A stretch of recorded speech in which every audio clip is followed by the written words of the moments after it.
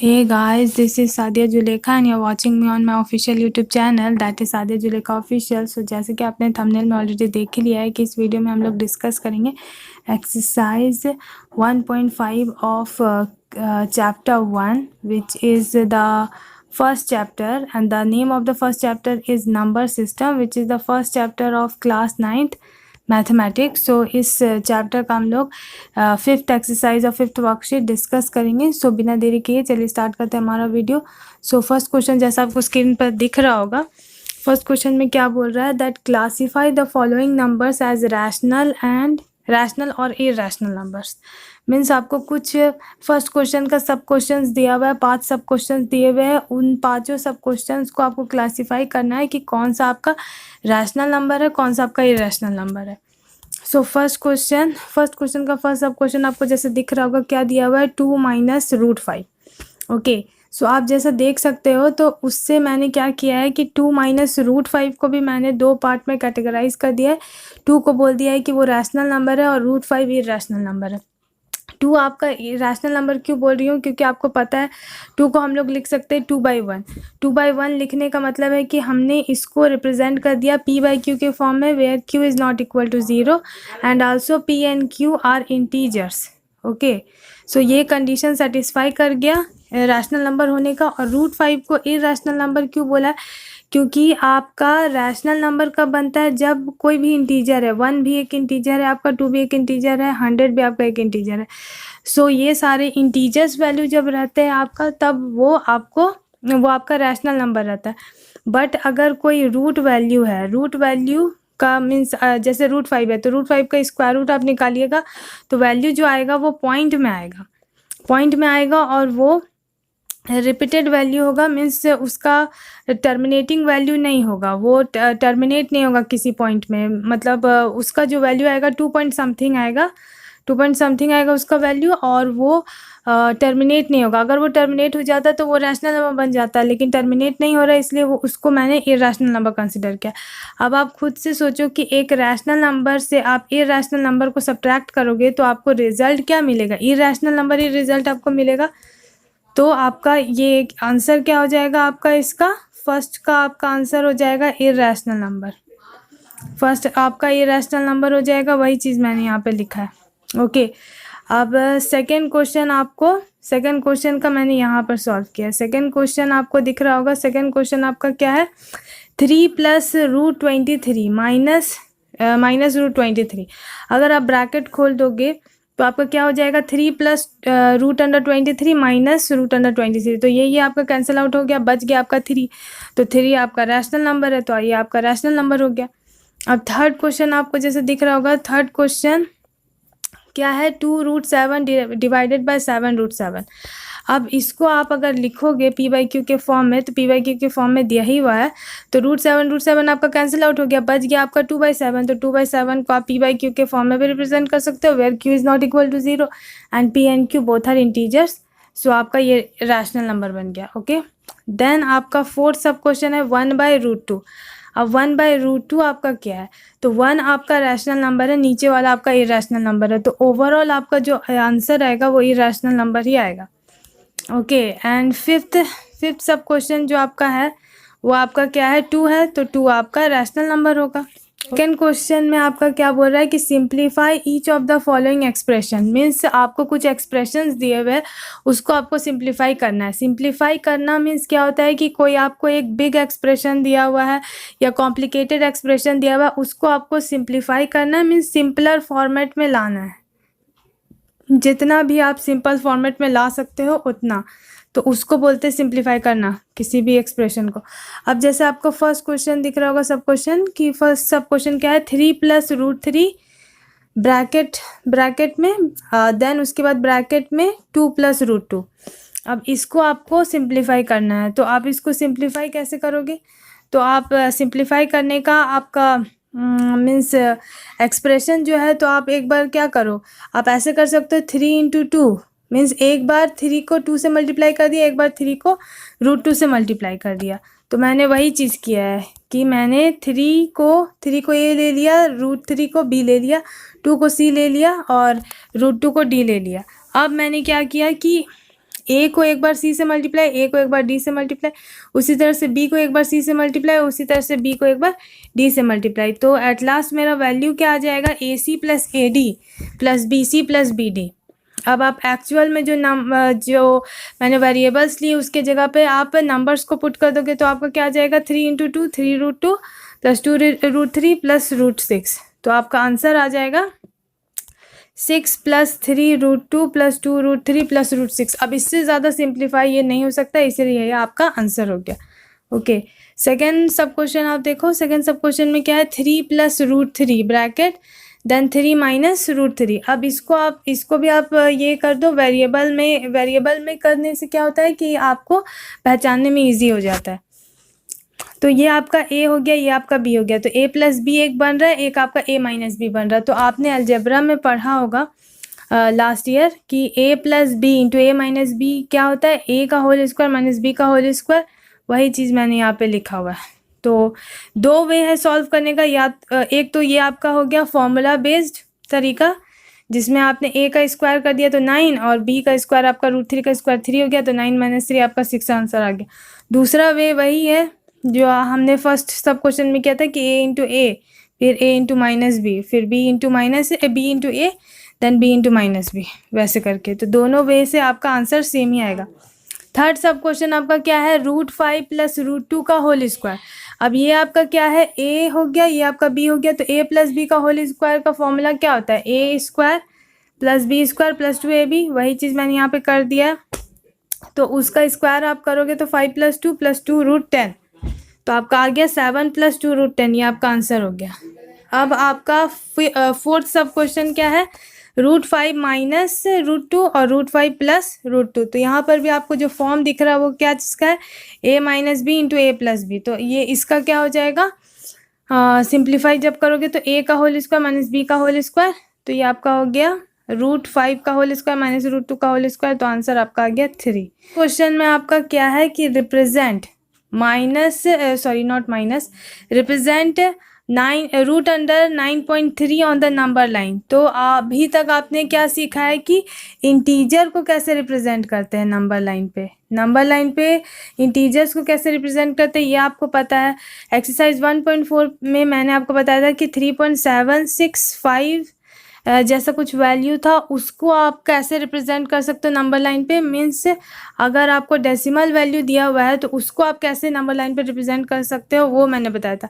लेकिन ये थोड़ा न्यू क्वेश्चन है कि रूट में डेसिमल वैल्यू है, उसको कैसे आप रिप्रेजेंट कर सकते हो नंबर लाइन पे। तो ये आपका इसका क्या हो जाएगा, इसको रिप्रेजेंट करने का वे क्या है कि सबसे पहले draw a line segment A B को आप एक लाइन सेगमेंट ड्रॉ करो सबसे पहले ए बी, जिसका वैल्यू आप ले लो जो रूट के अंदर जो वैल्यू दिया हुआ उतना एग्जैक्ट वैल्यू आप ले करके एक लाइन सेगमेंट ड्रॉ करो, उसका नाम दो ए बी, या कुछ और भी दे सकते हो, मैंने ए बी दिया। देन ए बी को एक्सटेंड कर दो सी तक, एक यूनिट लिया, मतलब 9.3 डिस्टेंस है किसका, ए बी का। उसके बाद एक यूनिट बी से बढ़ा दो, और बढ़ाने के बाद जहाँ पे एंड होगा उस पॉइंट का नाम दे दिया है C. So such that B C is equal to 1 हो गया आपका। देन उसके बाद क्या है कि let the centre of A C B O. अब ए सी आपका क्या हो गया, ए सी का टोटल वैल्यू आपका क्या हो गया 10.3 हो गया। ए बी का वैल्यू था 9.3, बी सी का वैल्यू है 1, सो ए सी का वैल्यू आपका 10.3 हो गया। अब 10.3 का जो सेंटर है उसको मान लिया है ओ, उसका सेंटर ओ मान लिया। सेंटर मीन्स क्या, 10.3 को हाफ कर दो, जहाँ पर 10.3 हाफ हो रहा है वहीं उसका सेंटर होगा। अब क्या है कि draw semi circle by keeping O C और ए ओ एज रेडियस। तो वही चीज़ है जो मैंने अभी बोला कि ओ को सेंटर माना है, तो आप ए ओ को रेडियस मानो या ओ सी को रेडियस मानो, और मान करके एक सेमी सर्कल आप ड्रॉ करो। ओके, सेमी सर्कल अब आपने ड्रॉ कर लिया। उसके बाद फोर्थ स्टेप क्या है कि draw perpendicular line B D. अब एक perpendicular line B D draw करो, that is A C, that is perpendicular to A C, sorry that is B D means ये एक परपेंडिकुलर लाइन ड्रॉ किया हमने जो कि परपेंडिकुलर बनाएगा कहाँ पर, ए सी लाइन पर परपेंडिकुलर बनाएगा, मीन्स 90 डिग्री बनाएगा, such that B D bisects the semicircle at D. मतलब आपका बोलने का मतलब है कि आपने सबसे पहले एक लाइन ए बी ड्रॉ किया, उसके बाद बी से सी तक आप एक्सटेंड कर दिए एक यूनिट, तो आपका और जहाँ पर वो एक्सटेंड होके ख़त्म हुआ उस पॉइंट का नाम दे दिया सी। अब ए सी को ए सी आपका क्या है, डायमीटर हो गया, और उसका रेडियस आपका या तो ओ ए मानो या फिर ओ सी मानो। इसको मान करके एक सेमी सर्कल ड्रॉ कर दिया। अब सेमी सर्कल ड्रॉ करने के बाद आप बी जो पॉइंट था उससे आप एक परपेंडिकुलर ड्रॉ करो। परपेंडिकुलर इन द सेंस कि एक स्ट्रेट लाइन ड्रॉ करो जो कि सेमी सर्कल को कट करता हो डी पर। सेमी सर्कल को वो डी पर कट कर रहा है, ओके। देन उसके बाद ज्वाइन कर दो आप ओ डी को। अब ये ओ डी मतलब जहाँ पर सेमी सर्कल को कट कर रहा है बी, उसका नाम दे दिया गया है डी। अब ओ डी को आपने ज्वाइन कर दिया। ओ डी को ज्वाइन करने के बाद आपको क्या करना है कि then a right angle triangle is formed. एक राइट एंगल ट्रायंगल बन गया जिसका नाम हो गया ओ डी बी, ओके। ये राइट एंगल ट्रायंगल बन गया। अब क्या करना है कि आपका जो ओ डी है, O D is equal to आपका ओ सी हो गया। O D is equal to आपका ओ सी हो गया, दैट इज द रेडियस हो गया। O D is equal to O C. तो रेडियस आपका क्या हो गया, 10.3 का हाफ, 10.3 का हाफ हो गया, ओके। देन ओ बी आपका क्या हो जाएगा, ओ बी आपका हो जाएगा ओ सी माइनस बी सी। बोल सकते हैं ना, ओ बी को बिल्कुल बोल सकते हैं ओ सी माइनस बी सी। सो ओ सी भी आपका रेडियस है, तो ओ सी भी आपका रेडियस है। तो ये आपका क्या हो जाएगा, ओ सी आपका 10.3 divided by 2 minus 1, B C आपका 1 है। तो ये आपका ओ बी हो गया। देन उसके बाद आपको ये जैसे राइट एंगल ट्रायंगल दिख रहा है, तो आपको ओ बी पता है, आपको ओ सी पता है, आपको ओ बी पता है, आपको क्या चाहिए, आपको ओ डी का ओ डी स्क्वायर क्या हो जाएगा, O D square is equal to O B square plus B D square. तो आपको ओ डी स्क्वायर आपका ओ सी है, दैट इज़ द रेडियस। तो ओ डी स्क्वायर आपका ओ सी है, तो इसलिए मैंने यहाँ पे 10.3/2 का होल स्क्वायर कर दिया है। ओ बी अभी आपने निकाला 8.3/2 है, तो उसका होल स्क्वायर हो गया। और बी डी नहीं पता है, तो बी डी यहाँ से आपको मिल जाएगा ये पाइथागोरस थ्योरम लगाने से। तो बी डी आपका जो आएगा वो हो जाएगा, आपका बी डी हो जाएगा √9.3, यही आपको चाहिए था। अब आपको क्या करना है कि बी डी को रेडियस मान करके, मीन्स सेंटर मान लो आप बी को, एंड बी डी को रेडियस मान करके उसके बाद एक आर्क ड्रॉ करना है जो कि कट करेगा किसको, नंबर लाइन को। और नंबर लाइन को वो जहाँ पर कट कर रहा है उसको आप एक पॉइंट दे दो, एक नाम दे दो, एक नाम दे दो। और जहाँ पर वो कट कर रहा है तो उस पॉइंट का वैल्यू हो जाएगा आपका √9.3। नंबर 5 में आपको क्या करने बोला है कि rationalise the denominators of the following, means denominators of the following को रैशनलाइज करना है। सो फर्स्ट सब क्वेश्चन आपको जैसे दिख रहा होगा 1/√7 है। रैशनलाइज करने का मतलब क्या है कि डिनोमिनेटर में जो रूट वैल्यू है वो रूट वैल्यू नहीं रहना चाहिए रैशनलाइजेशन के बाद। तो कैसे करेंगे, 1/√7 है तो क्या किया हमने, √7 से मल्टीप्लाई कर दिया और डिवाइड भी कर दिया। तो एक ही सेम चीज़ से मल्टीप्लाई और डिवाइड करने से क्या हो जाएगा, उससे ये चीज़ तो हो जाएगा कि अगर आप वो कट कर दोगे तो इसका मतलब क्या हो गया कि 1/√7 × 1 हो गया। लेकिन यहाँ पर कट नहीं करना है, हमने कट करने के लिए इसको मल्टीप्लाई नहीं किया, हमने मल्टीप्लाई इसलिए किया ताकि डिनोमिनेटर से रूट वैल्यू हट जाए। तो क्या हो जाएगा, ये आपका हो जाएगा ऊपर का वैल्यू, न्यूमरेटर का वैल्यू √7 हो जाएगा और नीचे आपका 7 हो जाएगा। तो ये आपका आंसर हो गया। देन क्वेश्चन नंबर आपका सेकेंड सब क्वेश्चन आपका क्या है, सेकेंड सब क्वेश्चन आपका है 1/√7 माइनस √6, ओके। 1/√7 माइनस √6 है। इसको आप रैशनलाइज करोगे तो कैसे आपको करना है, ऊपर नीचे आपको मल्टीप्लाई करना है √7 प्लस √6 से। मतलब अगर आपका डिनोमिनेटर में कोई चीज़ सब्ट्रैक्टेड फॉर्म में है, सब्ट्रैक्शन के फॉर्म में है, तो आप उसको रैशनलाइज करने के लिए जो आप ऊपर नीचे से मल्टीप्लाई करोगे वो पॉजिटिव वैल्यू को मल्टीप्लाई करोगे, एंड अगर पॉजिटिव वैल्यू डिनोमिनेटर में है तो नेगेटिव वैल्यू से मल्टीप्लाई करोगे, वाइस वर्सा हो जाएगा। तो वैसे करने से आपका क्या होगा कि डिनोमिनेटर में जो रूट वैल्यू है वो आपका नहीं रहेगा, नहीं बचेगा। तो आपका क्या हो जाएगा, मल्टीप्लाई करने के बाद ऊपर में आपका √7 प्लस √6 हो जाएगा, नीचे में आपका √7 का होल स्क्वायर माइनस √6 का होल स्क्वायर, तो नीचे में आपका 1 हो गया। तो नीचे का आपका रूट वैल्यू हट गया, आंसर आपका आ गया √7 प्लस √6। अब आपका question number third, question number second में था आपका नेगेटिव मतलब सब्ट्रैक्टेड वैल्यू था, एंड क्वेश्चन नंबर थर्ड में आपका पॉजिटिव वैल्यू है। तो आपको जो रैशनलाइज जब करोगे तो आप ऊपर और नीचे से मल्टीप्लाई करोगे सब्ट्रैक्टेड वैल्यू को, तो आपका डिनोमिनेटर में आपका रूट वैल्यू नहीं रहेगा।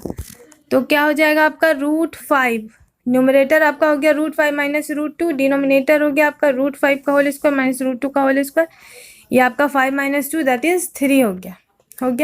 क्वेश्चन नंबर फोर्थ में आपका क्या है कि √7 माइनस √2 है, तो आप मल्टीप्लाई करोगे √7 प्लस √2 से, तो आपका आ जाएगा √7 प्लस √2, नीचे में हो जाएगा √7 का होल स्क्वायर माइनस 2 का होल स्क्वायर, तो आपका बच जाएगा क्या √7 प्लस √2 डिवाइडेड बाई √3, आपका ये आंसर हो जाएगा।